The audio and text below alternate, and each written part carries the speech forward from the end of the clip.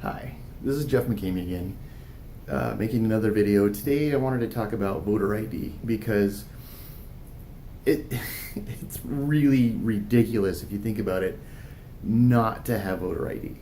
The only reason that you're not having voter ID is because you have people that are trying to abuse the system, which really undermines the integrity of the vote.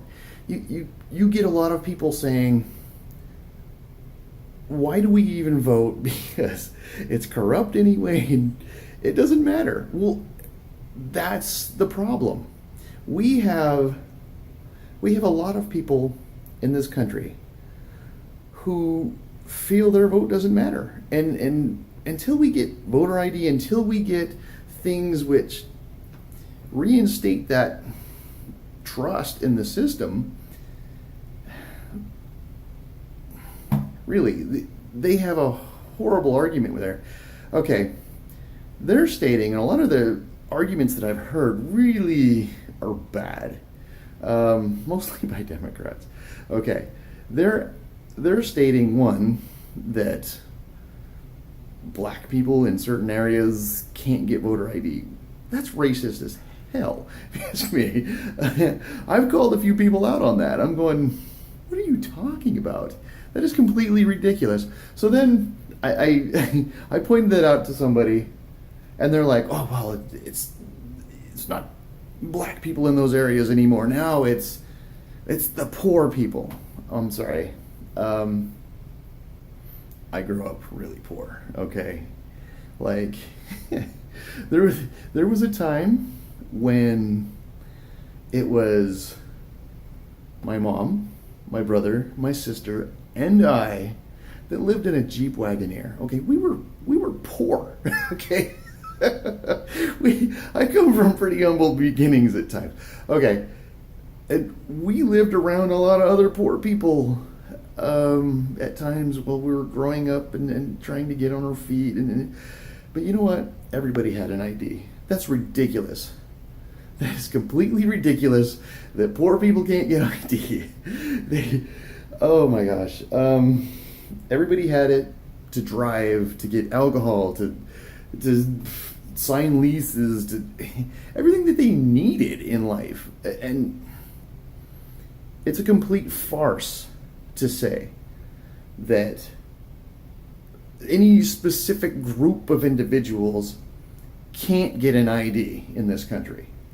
And then I also heard that, oh, well, it bogs down the system of the voter.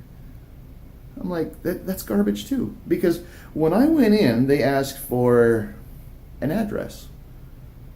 And they said to bring in something that has your address on it. I'm like, okay. I whipped out my ID. And the guy's like, looks at it. Okay, cool. Here you go. Like, that slowed it down any at all. That's complete farce. Okay. And then, so, I don't know. To me, it's like an analogy like this. Okay. You have a bank vault. And you say, oh, well, that's a big, heavy door. And on occasion, when you shut this big, heavy door, it's liable to hurt somebody. So therefore, we just need to leave the bank vault open all the time. That's insane. There are horrible people in this world who will take advantage of that. Just like our voting. Okay, there is counties that have been found in California with, what do you know? There's more people registered to vote than actual people that are of age to vote in the counties. And then you have people in certain counties that are registered to vote. Oh my gosh, these people are over 115 years old. That doesn't make a lot of sense, especially in the numbers. And okay, it's obviously being taken advantage of regularly.